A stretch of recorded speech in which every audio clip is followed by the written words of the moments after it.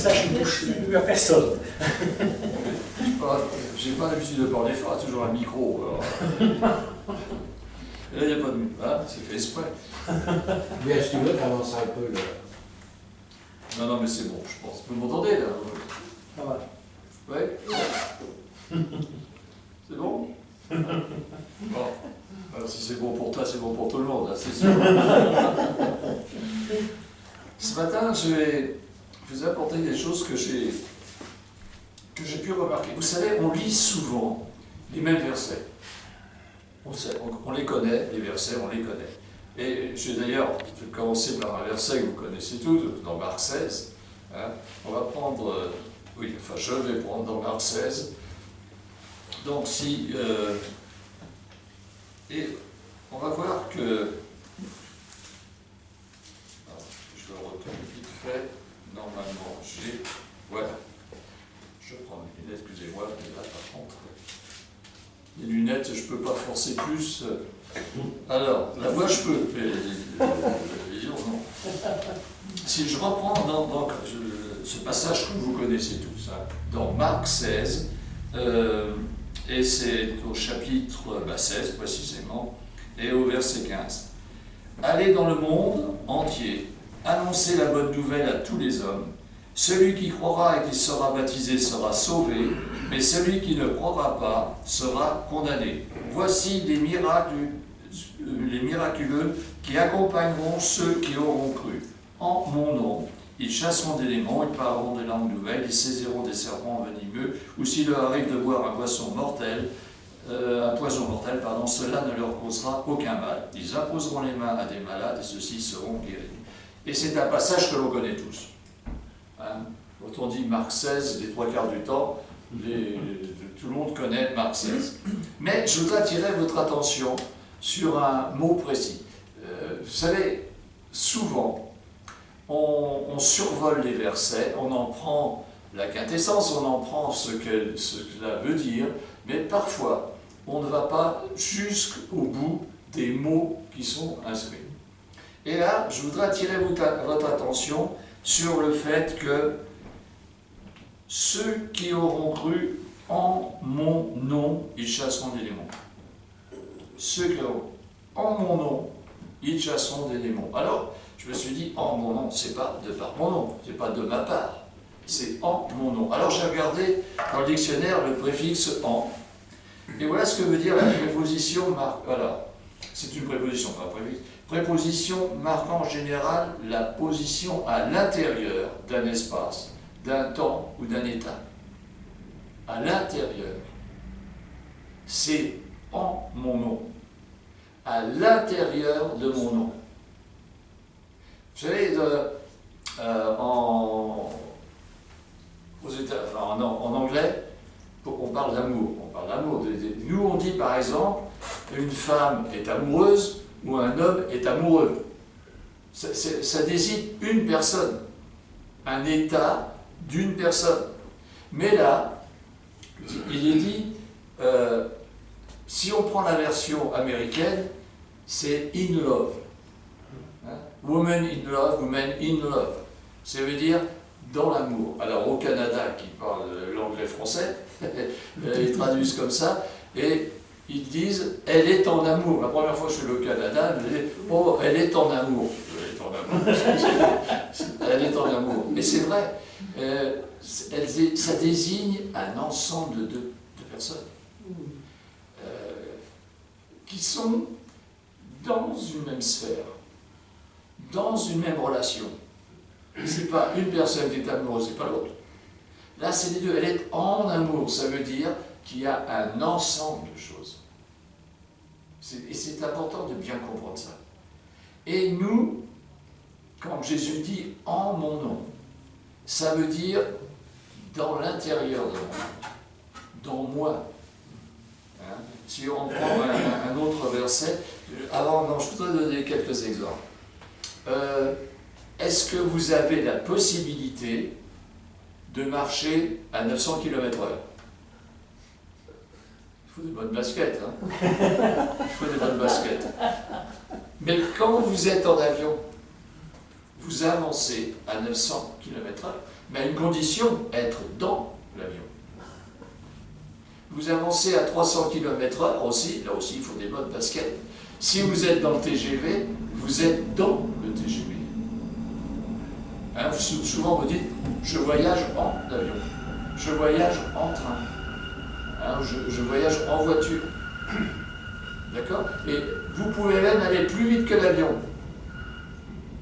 Si dans l'avion qui vole à 900 km/h, dans le sens de l'avion, vous marchez à 3 km/h, vous avancez à 903 km/h. Eh oui. Hein, vous pouvez, faites l'essai la prochaine fois que vous prenez un avion. Chronométré. Ah, d'accord? Et c'est vrai que c'est important d'être en. C'est-à-dire que Jésus n'a jamais dit « de ma part ». Vous chasserez les démons de ma part, mais en mon nom. En mon nom. C'est parce que vous êtes à l'intérieur de mon nom. Et c'est pour ça que d'autres versets, comme au 2 Corinthiens 5, 17, il dit « celui qui est en Christ ». Alors la version Semeur dit « celui qui est uni au Christ ». Mais c'est vrai que le « en » nécessite une unité. Une unité en Christ. Et celui qui est en Christ est une nouvelle créature. Mais c'est lui, pas seulement qui appartient à Christ. Quand on se convertit, on se fait baptiser, on appartient à Christ. On appartient à Jésus-Christ. Nous sommes sauvés de fait que l'on appartient à Jésus-Christ. Mais là, il faut aller plus loin. C'est en mon nom. En mon nom, à l'intérieur de mon nom, dans moi, dans ma sphère, dans ma plénitude, dans ma royauté, dans ma puissance, dans ma gloire. Amen. Amen. C'est ça l'important, de bien comprendre. Et de se placer dans ce en. De se placer à cet intérieur. Qu'est-ce que dit Jésus? Qu'ils soient tous un. Ça veut dire quoi, un? C'est l'un avec l'autre, l'un dans l'autre, imbriqués l'un dans l'autre. Quand il dit « mon Père et moi, nous ne faisons qu'un », ils sont un dans l'un dans l'autre. Vous comprenez? Quand il est dit le corps de Christ, l'unité du corps du Christ, hein, qu'ils soient tous unis, qu'ils soient tous un, ça veut dire qu'ils forment un seul bloc. Et l'Église corps de Christ doit former un seul bloc. Et voilà pourquoi nous devons et nous pouvons rentrer dans une gloire. Parce que dans cette gloire, dans ce « en », il y a la gloire. Il y a la gloire en nous, à l'intérieur de nous. Nous appartenons au royaume, nous sommes issus du royaume. Jésus nous a placés dans le royaume. La nouvelle naissance, c'est dans le royaume. À partir du moment où je fais partie de la nouvelle naissance, je n'ai pas changé de taille, je n'ai pas changé de rien du tout. Hein. Mais par contre, là-haut, je suis placé dans le royaume. La nouvelle naissance de chacun de vous, elle est dans le royaume. Elle est déjà dans la gloire. Amen. Et Paul dit, celui qui était une nouvelle nature en Christ, et ce qui est nouveau, ce qui est ancien est passé. L'autre terme dit écrasé, dissolu, fini. Et ce qui est nouveau est déjà là.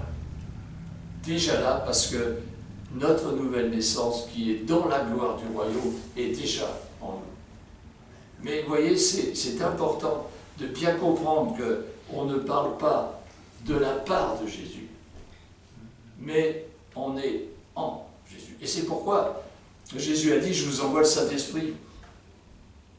Il sera en vous, il vous éclairera, il vous dirigera de toutes choses. C'est-à-dire que déjà, en nous, non seulement nous avons le royaume, mais nous avons la plénitude de ce qu'a réalisé Jésus-Christ. Et c'est pourquoi, quand c'est en, alors, il y a la gloire, et alors, il y a les guérisons, les signes, les miracles, les guérisons. Parce qu'on va dégager ce qui est en nous, la gloire que le Père a voulu nous donner. Et c'est pourquoi Jésus-Christ a eu ce sacrifice. Hein, pour que non seulement que nous soyons sauvés, mais que nous ayons en nous ce qu'il a en lui. Et ça, c'est vraiment important de bien comprendre ça. Il faut le réaliser parce que c'est pas évident. C'est pas évident, on lit Marc 16, en mon nom ils feront ça, non. Si je dis de la part de Jésus je vais faire ça, de la part de Jésus je vais faire ça, de la part de Jésus, il va rien se passer. Vous comprenez? Mais en mon nom ça veut dire qu'on a la puissance du en, c'est-à-dire la puissance dans notre intérieur qui est Jésus-Christ. Amen. Alors d'ailleurs, on va le reprendre, vous connaissez ce passage aussi, Éphésiens 3.20, je vais vous le relire complètement, Éphésiens 3.20, voilà ce qu'il est dit, ce que Paul dit dans Éphésiens 3.20. À celui qui, par la puissance qui agit en nous, peut réaliser infiniment au-delà de ce que nous demandons ou même pensons. À lui soit la gloire dans l'Église et en Jésus-Christ pour toutes les générations et pour toute l'éternité. Amen. Celui qui est en nous peut faire au-delà. Est-ce que je peux marcher à 300 km/h? Non. Mais si je suis dans le TGV, oui. Est-ce que je peux marcher à 900 km/h? Mais si je suis dans l'avion, oui. Vous comprenez? Et donc, c'est pourquoi, avec l'autorité, la puissance qui est en nous, on peut faire au-delà de ce que nous pouvons espérer, penser. Parce qu'il y a une puissance qui est en nous. Comme l'avion a une puissance de voler à 900 km/h, le train à 300 km/h, il y a cette puissance en nous, donnée par le Saint-Esprit, qui va faire qu'on va pouvoir faire des exploits. C'est pourquoi, dès qu'on comprend ça, d'abord, premier principe, l'unité. Une église, c'est l'unité. Il est dit, l'église, c'est le corps de Christ. L'église, c'est l'épouse. L'église, c'est l'épouse. Paul donne vraiment un exemple en disant, chacun a son corps, la main ne peut pas dire le pied, ainsi de suite. Elle ne peut pas dire j'ai besoin du pied, l'œil j'ai pas besoin de la main j'ai pas besoin des orteils. D'accord? Et c'est bien que ce soit comme ça. Le corps, mais l'Église, c'est le corps, c'est l'unité, c'est un. Qu'ils soient tous un. Même tous une aussi. Il n'a pas dit simplement pour les hommes. Qu'ils soient tous un. Mais est-ce qu'il y a ce tous un dans l'Église? Quelle est l'Église où il y a tous un? Est-ce que l'Église c'est le dimanche matin, tous un le dimanche matin, et on sort de l'Église, il n'y a plus un? Vous comprenez l'importance. L'importance de l'unité de l'Église, c'est ça. C'est d'être tous un, mais dans l'Église et en dehors de l'Église. En dehors des quatre murs. L'Église, c'est pas seulement quatre murs, un toit, un estrade, c'est pas ça. L'Église, c'est le corps de Christ, ça veut dire que si l'Église, on veut une Église puissante, il faut que chaque membre de l'Église soit puissant. Amen. Une équipe, je prends le football, je ne sais pas, il y a des équipes de foot partout, normalement. Une équipe de football, s'il y a un membre qui est faible dans l'équipe, toute l'équipe devient faible. Et si dans l'Église, il y a des membres qui sont faibles, alors l'Église va être affaiblie. Une Église forte, ça veut dire que chacun des membres de l'Église, chacun du corps de Christ est fort. Chacun du corps de Christ a sa puissance, la puissance de Saint-Esprit en lui, en elle. Alléluia. Vous comprenez? Et c'est pourquoi une Église doit être puissante. Mais pour ça, j'allais dire, il faut se réveiller. Il faut se réveiller. Il faut abandonner toute religiosité. Toute religiosité. Chacun prenne conscience de l'importance qu'il a dans l'Église. On a trop tendance à penser que les gens importants dans l'Église, par exemple, le pasteur, les anciens, il y a celui qui vient visiter, l'évangéliste, et tout. Mais non, c'est chaque membre de l'Église qui est important. C'est chaque membre de l'Église qui doit rayonner de l'autorité du Saint-Esprit. Vous comprenez? Parce que c'est comme ça que les paroles vont avoir de la puissance. En mon nom, en Jésus-Christ, sa parole est puissante. Et nous bénéficions de cette parole en puissance, parce que nous sommes en Jésus-Christ. Vous comprenez? Et c'est pour ça qu'il y aura des signes, des prodiges et des miracles. Et c'est pour ça aussi que les gens de l'extérieur reconnaîtront que Dieu existe. Et c'est important de bien comprendre ça. C'est bien, et c'est pourquoi on parle souvent de prendre position, mais nous devons prendre position. Nous devons prendre position de ce que Jésus a fait pour nous, mais de ce que Jésus a fait de nous. Il a fait des membres d'autorité, de puissance. Il a fait des fils et des filles qui représentent le royaume. Et nous devons représenter. Pourquoi Jésus a dit « Et vous serez les témoins ». Je vous envoie le Saint-Esprit et vous serez les témoins. Pourquoi? Il n'a pas dit avant. Il a dit « Quand je vous enverrai le Saint-Esprit, vous serez mes témoins ». Parce que le Saint-Esprit, c'est la puissance en nous qui nous permet de témoigner que Dieu existe par les signes, les prodiges et les miracles. Amen. Voilà pourquoi. C'est vraiment, je vous invite vraiment ce matin à prendre conscience de ça. Vous n'êtes pas des membres de l'Église, mais vous êtes du corps de Christ. Vous êtes des hommes, des femmes du corps de Christ. Et c'est pour ça que les choses, et que l'Église grandira. Moi, je disais, mardi soir, quand on ouvre la porte de l'Église, il y a lumière. La lumière, c'est l'autorité, c'est la puissance, c'est la lumière de Dieu. C'est la lumière du Saint-Esprit, c'est la lumière dont vous êtes porteur. Cette lumière qui doit refléter. D'accord? Je vais vous dire un peu quelque chose, parce que je ne vais pas trop m'étendre, parce qu'il y en aurait pour 3 jours. Philippiens 3:20. Allez, je vais prendre Philippiens 3:20.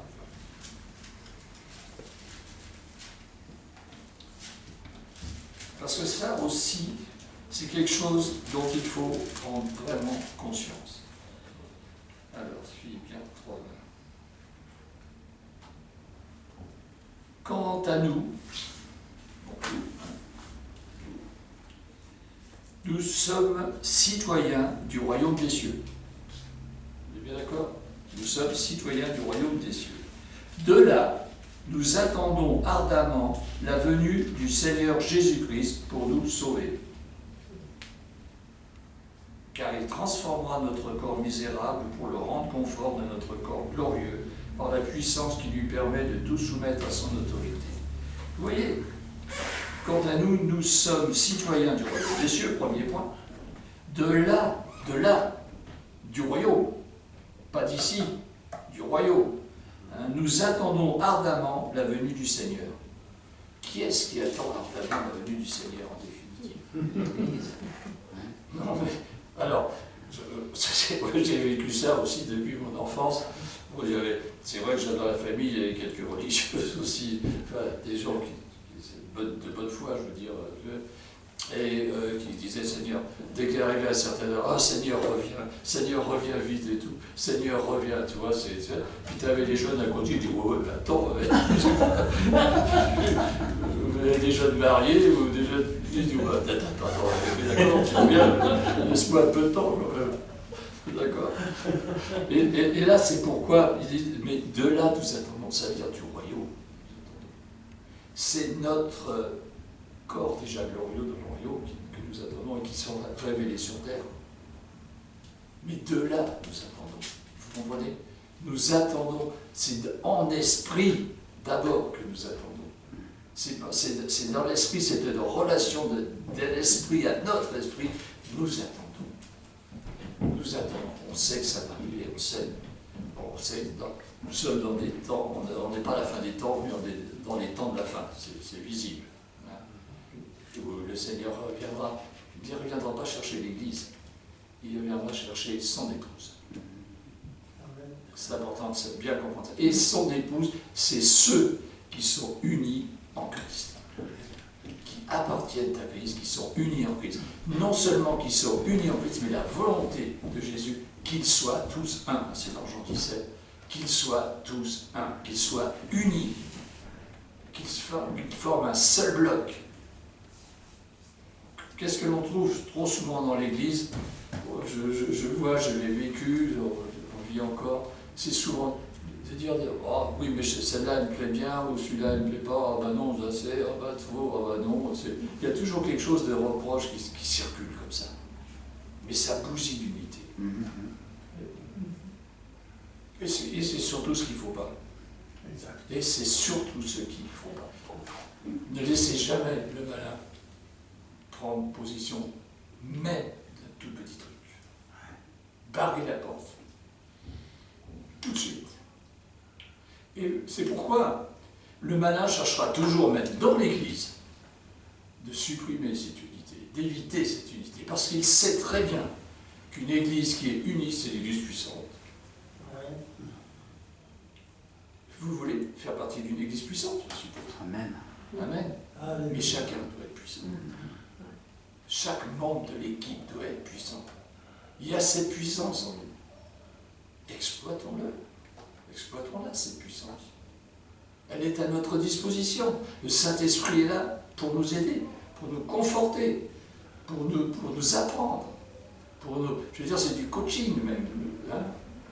Vous voyez, et c'est là que c'est important que tout cela, maintenant, puisse voir le jour. Les temps ne sont plus... il est plus temps de rester dans la théorie. Il est dit dans Hébreux au chapitre 5, c'est par la pratique qu'ils ont appris à discerner le bien du mal. Et c'est par la pratique qu'on sera glorieux. C'est par la pratique que les gens verront qui nous sommes. C'est par les signes, les prodiges, les miracles. Mais ces signes, ces prodiges, les miracles n'interviendront que dans la pratique de la gloire, dans la pratique en Jésus-Christ. Voilà ce que je voulais vous apporter ce matin. Amen. Et je crois Amen, que, amen. enfin, j'espère être compris. Amen. Merci. Amen. Merci. Amen. Merci. Merci. Voilà, je-